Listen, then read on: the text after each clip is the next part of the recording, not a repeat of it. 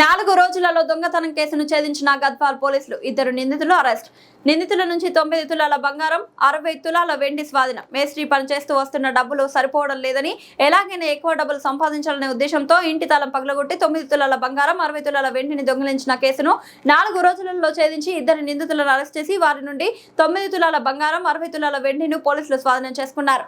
T Srinivasarao, superintendent of police Jogulamba Gadwal జిల్లా వారి ఆదేశాల మేరకు కె శంకర్, అదనపు ఎస్పీ జోగులాంబ గద్వాల జిల్లా వై మొగిలయ్య, డిఎస్పీ గద్వాల స్వీయ పర్యవేక్షణలో Tanguturi Srinu, CI Gadwal Kalyan, SI Gadwal town PS ఆధ్వర్యంలో ప్రత్యేక టీంను ఏర్పాటు చేసి సీసీ కెమెరాలు, ఇతర సాంకేతిక మరియు నైపుణ్యం ఆధారంగా నిందితులను గుర్తించి నేడు గద్వాల పట్టణం శివారులోని చెనుగోనిపల్లికి వెళ్ళు రోడ్డులో కలువ పక్కల వేచి ఉండగా చెనుగోనిపల్లికి చెందిన మహబూబ్ మరియు మరో వ్యక్తిని మోటార్ సైకిల్ పై రాగా వారిని అదుపులోకి తీసుకొని వారి నుండి పై వస్తువులు స్వాధీనం చేసుకున్నారు. ఈ కేసును ఛేదించడంలో ప్రతిభ చూపిన Gadwal CI T Srinu, Kalyan, SI Gadwal town PS పీసీలు చంద్రయ్య, కిరణ్, రామకృష్ణలను జిల్లా ఎస్పీ ప్రత్యేకంగా అభినందించారు. గద్వాల్ శివారులో జరిగినటువంటి దొంగతనం కేసుని 4 రోజుల వ్యవధిలోనే ఛేదించినటువంటి జిల్లా టౌన్ పోలీస్ యంత్రాంగం మొత్తాన్ని ప్రత్యేకంగా అభినందిస్తున్నాము. ఈ నెల 10వ తేదీన మిట్ట మధ్యాహ్నం ఒక HB/D అయింది.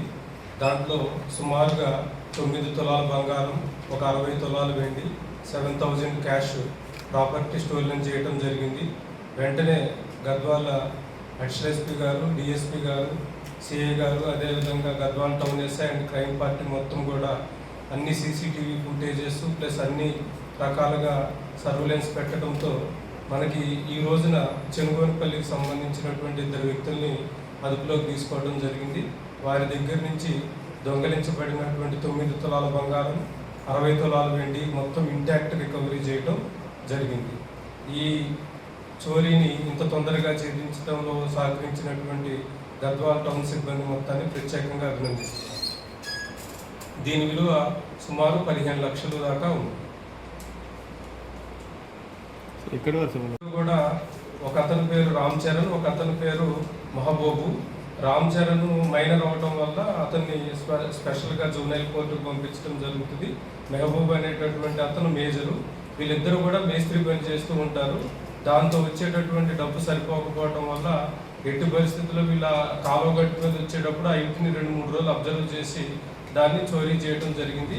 ఒక రాడ్ తీసుకొని మొత్తం ఆ లాక్ బ్రేక్ చేసి మొత్తం ప్రాపర్టీని తీసుకొని వెళ్ళారు. తర్వాత దాన్ని డిస్పోజ్ చేసే క్రమంలో ఈరోజు డిస్పోజ్ చేయడానికి వాళ్ళు సేవలో సగం ప్రాపర్టీని తీసుకొని బయలుదేరుతుండగా మన సర్వేలెన్స్ టీమ్స్ పట్టుకోవడం జరిగింది.